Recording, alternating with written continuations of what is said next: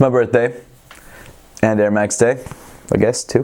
What's up, everybody? I'm Seth Fowler, and today I'm reviewing the brand new Nike Vapormax 2.0.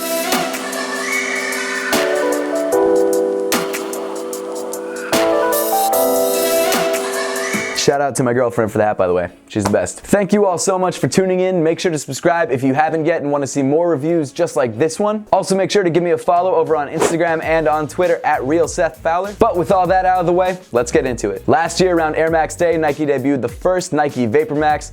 I wasn't a huge fan, but it doesn't matter what I think because it was a huge success. I've really tried to love the Vapormax. I've had multiple pairs, but honestly, it's just not my thing. So in honor of the 1-year anniversary of the Vapormax dropping, Nike decided to drop a new version of the sneaker, the Vapormax 2.0. I'm gonna try and not let my bias cloud this review because honestly, it's a very similar shoe. So without further ado, let's jump right into the sneaker. Here it is, the Nike Vapormax 2.0.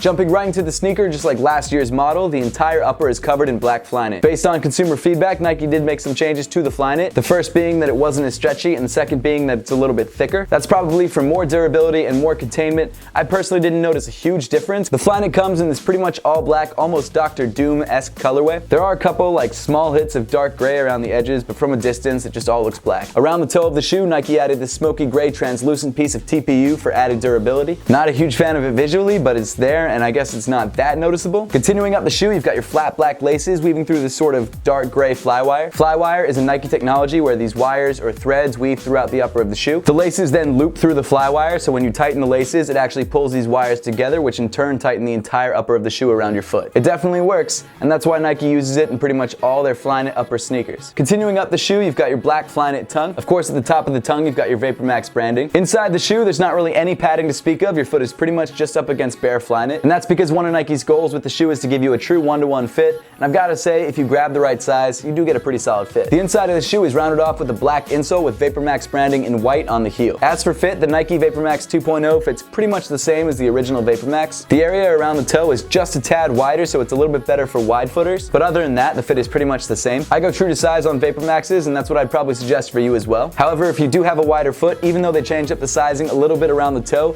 it still runs relatively narrow, so I'd maybe suggest going up half a size. As always though, if you have a chance to try the shoe on first before you buy it, make sure to do that to make sure the sizing is right for you. Continuing back on the shoe, on the lateral side, you have a much smaller white Nike swoosh than you had on the previous version. Gotta say, even though it's a small change, I definitely don't like it as much as the original. Not only that, but Nike actually removed some of the fuse overlay that used to be in the midfoot of the shoe. So I guess that tiny part of the shoe is a little bit more flexible, I guess. Moving around to the medial side, Nike changed up some things once again. They added this little piece of black fuse overlay with the white Nike swoosh a little bit farther forward from the midfoot. Now getting to the part of the sneaker that I actually like less on this version than I did on the original version, the heel counter. Nike decided to add these sort of weird split perforated heel counter pieces. They're not like plastic or anything, it just seems like an extra piece of fuse overlay, to be honest. But the shape of them kind of throws me off. It takes away from the simplicity of the upper, and I know that's ironic because the bottom is the farthest thing from simple. But one of the saving graces of the original Vapormax, at least in my opinion, was how nice the upper looked. Nike's gone and somehow made it a little bit worse. It's not bad, but it's just not as good by adding that weird black perforated heel counter that on other colorways is a different color than the rest of the upper, which I think looks terrible. Of course, these additions are for added heel lockdown, and while I was wearing the shoe, I didn't notice it too much, but it definitely wasn't worse than it was in the original. That's just totally my opinion. Again, I shouldn't be letting my bias get in the way of the shoe. It is actually a good shoe. Continuing around to the back of the shoe, you've got this black pull tab that no longer has the Nike Vapormax branding.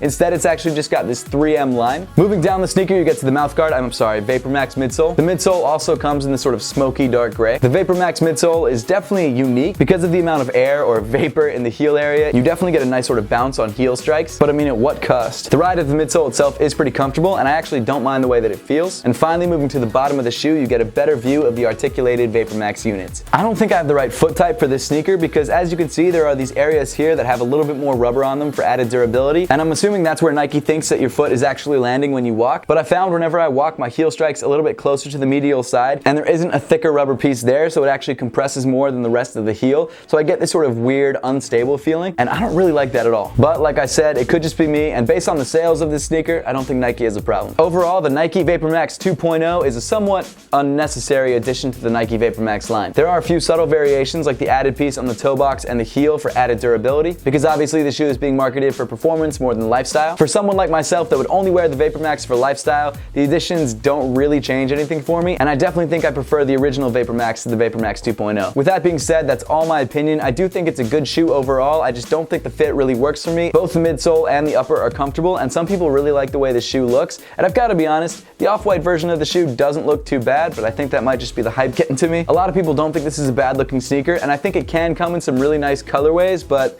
just in general, the Vapormax isn't my thing. The Vapormax 2.0 retails for $190 and is available at all Nike retailers. Now that we've got the review out of the way, let's throw these guys on feet and see how they look.